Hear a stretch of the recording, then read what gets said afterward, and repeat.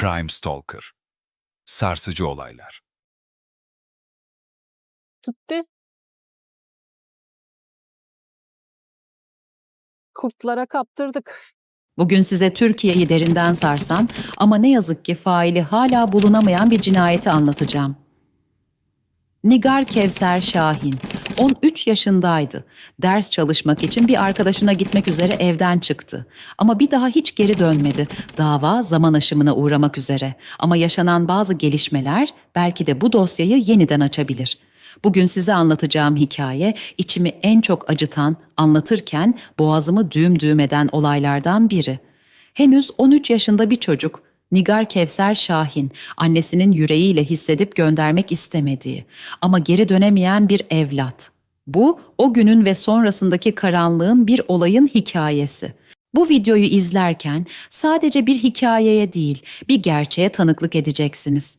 Karanlıkta kaybolmuş bir çocuğun sesi olmak için buradayız. Eğer adaletin sesi olmak istiyorsan videoyu beğenmeyi ve kanalımıza abone olmayı unutma. Çünkü bazen tek bir ses bir çocuğun kaderini değiştirebilir. Unutmadık. Unutturmayacağız. Kevser Şahin, Ali ve Esin Şahin çiftinin en küçük çocuğuydu.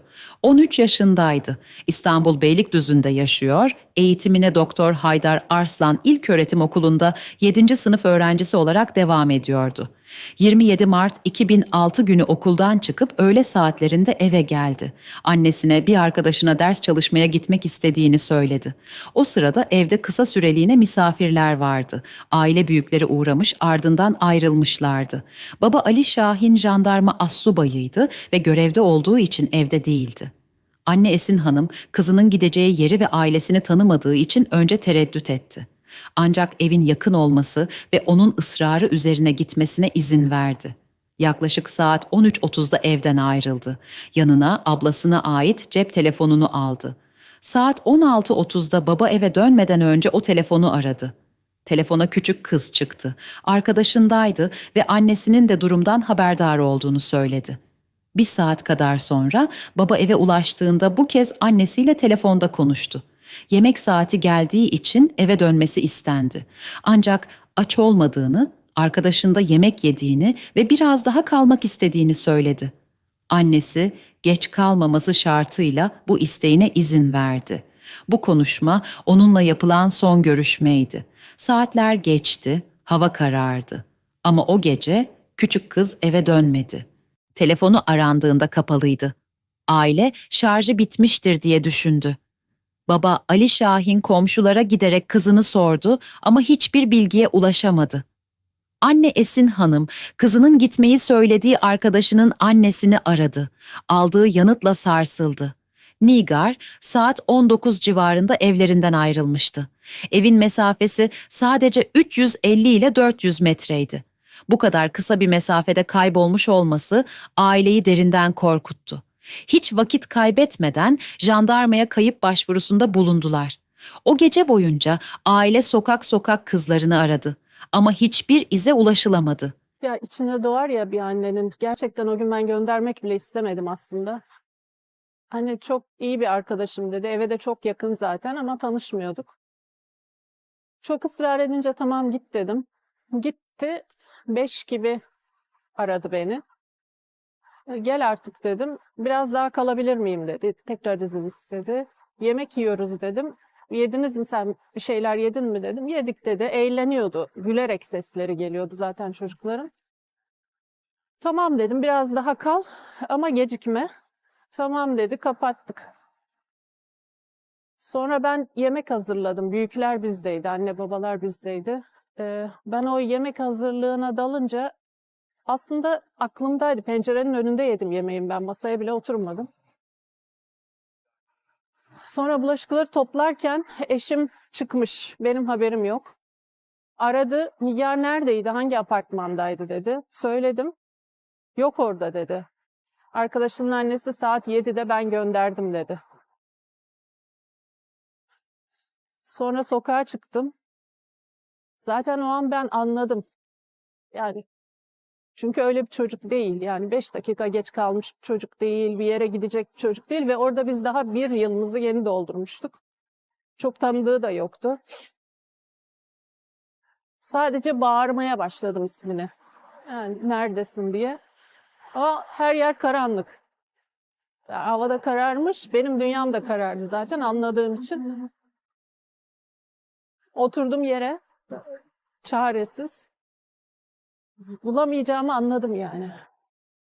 Sonra eve gittim. Sadece dua ettim. 2 gün boyunca. Telefonu arandığında kapalıydı. Aile şarjı bitmiştir diye düşündü.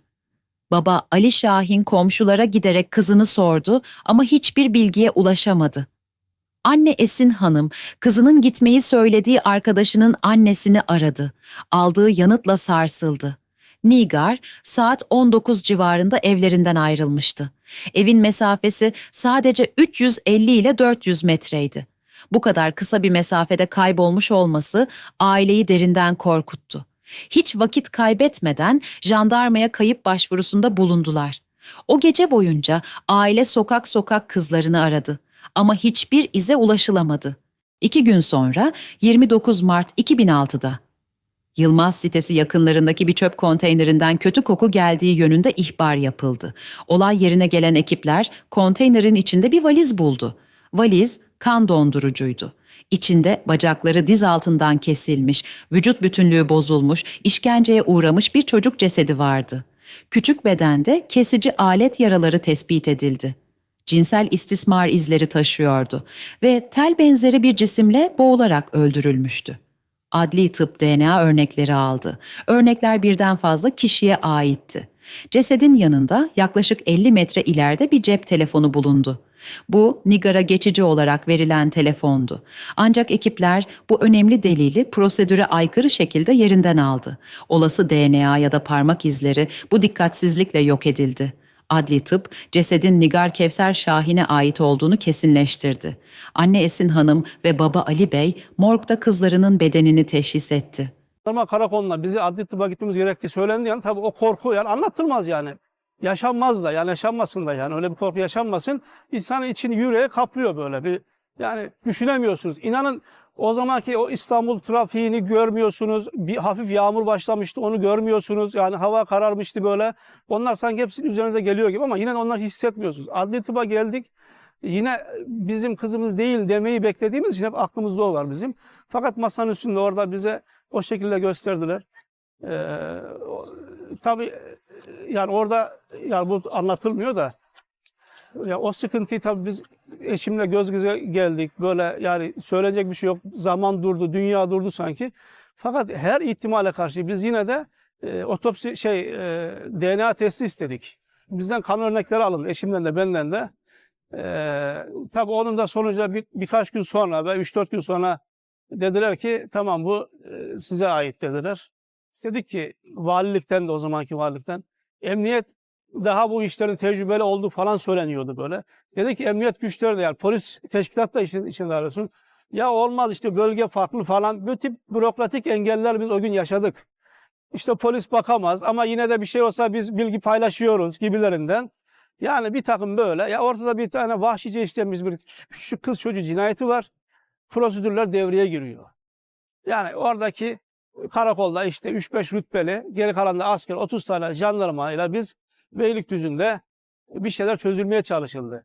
Alaydan belki istihbarattan gelen arkadaşlar da oldu. Ama polis teşkilatının ellerinde belki daha donanımlı bu işleri çözecek aletleri varken bu olmadı. Olay sonrası soruşturma başlatıldı ancak daha en başından itibaren büyük bir hatalar zinciriyle yürütüldü.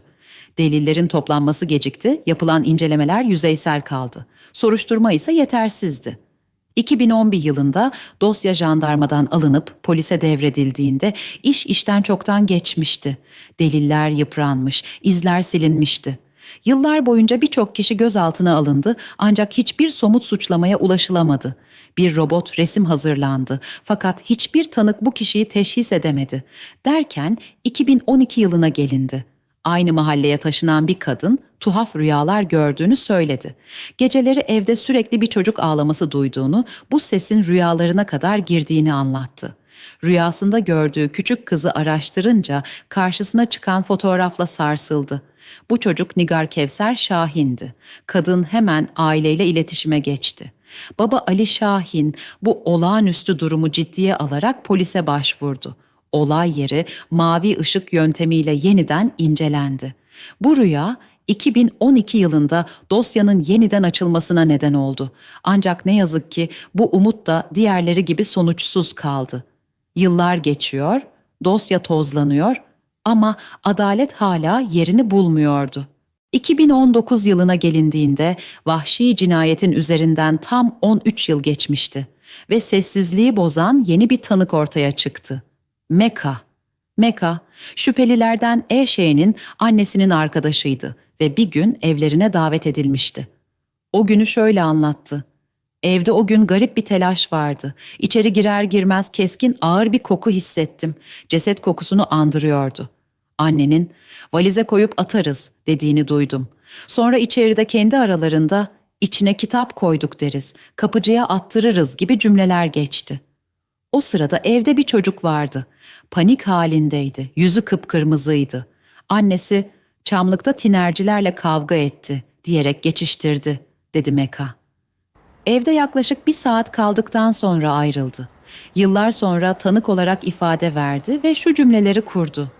O yıllarda bazı görevlilere bu durumu anlattım ama nedense hiç üzerine gidilmedi. Nigar'ın vahşice öldürülmesinden şüphelendiğim bu kişilerin olaya karışmış olabileceğine dair ciddi izlenimlerim var. Eğer söylediklerim ciddiye alınırsa bu cinayet faili meçhul olmaktan çıkar.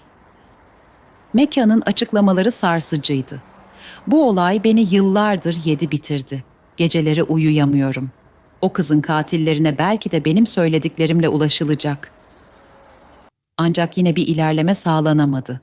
Dosya bir kez daha tozlu raflara kaldırıldı. Bugün cinayetin üzerinden tam 19 yıl geçti.